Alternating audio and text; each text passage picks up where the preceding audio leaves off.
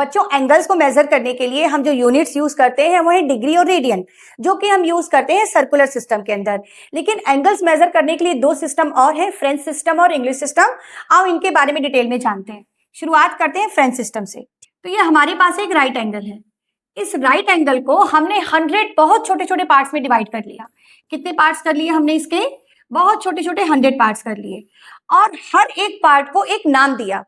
तो ये जो हमने 100 छोटे पार्ट्स किए हैं, एक पार्ट का नाम हमने दिया ग्रेड। क्या नाम दिया? ग्रेड। इसका मतलब एक राइट एंगल के अंदर कितने ग्रेड हो गए? एक राइट एंगल के अंदर हो गए 100 ग्रेड। ठीक है, अब हमने क्या किया? अब हमने एक ग्रेड को उठाया और उस ग्रेड के फिर से 100 पार्ट्स कर दिए। अब जैसे ये हमारे पास एक ग्रेड है मान लीजिए, और इसके हमने फिर से 100 पार्ट्स कर दिए। ठीक, अब ये जो हर एक पार्ट है, इस पार्ट को नाम हमने दिया मिनट। क्या नाम दिया? मिनट। मिनट को हम इस तरह एक डैश के साथ डिनोट करते हैं। तो इसका मतलब हुआ एक ग्रेड के अंदर कितने मिनट हो गए? 100 मिनट हो गए। ठीक, अब क्या किया? अब एक मिनट को हमने उठाया और उस एक मिनट के, मान लो ये 1 मिनट है, उस 1 मिनट के हमने फिर से 100 पार्ट्स कर दिए और हर एक पार्ट को नाम दे दिया सेकंड। क्या नाम दे दिया?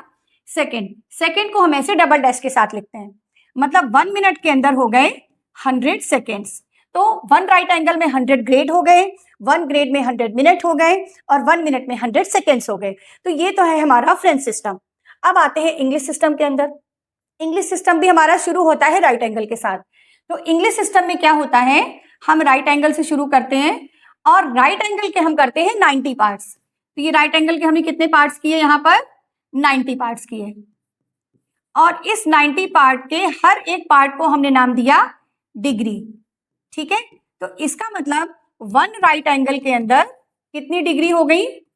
1 राइट एंगल हो गया 90 डिग्री के बराबर, जो कि हम यूज भी करते हैं। ठीक है, 1 राइट एंगल हो गया 90 डिग्री। अब हमने क्या किया? एक डिग्री को उठाया और उस एक डिग्री के हमने 60 पार्ट्स किए। अब की बार 100 पार्ट नहीं किए, 60 पार्ट्स किए। और ये जो हमने 60 पार्ट्स किए, इस हर एक पार्ट को नाम हमने दे दिया मिनट। ठीक है, जब इस हर एक पार्ट को नाम हमने मिनट दे दिया, इसका मतलब 1 डिग्री के अंदर कितने मिनट हो गए? 60 मिनट हो गए। ठीक है, अब हमने एक मिनट को उठाया और उस एक मिनट के हमने कितने पार्ट किए? फिर से 60 पार्ट्स किए और हर एक पार्ट को नाम दे दिया सेकेंड। इसका मतलब 1 मिनट के अंदर कितने सेकेंड हो गए?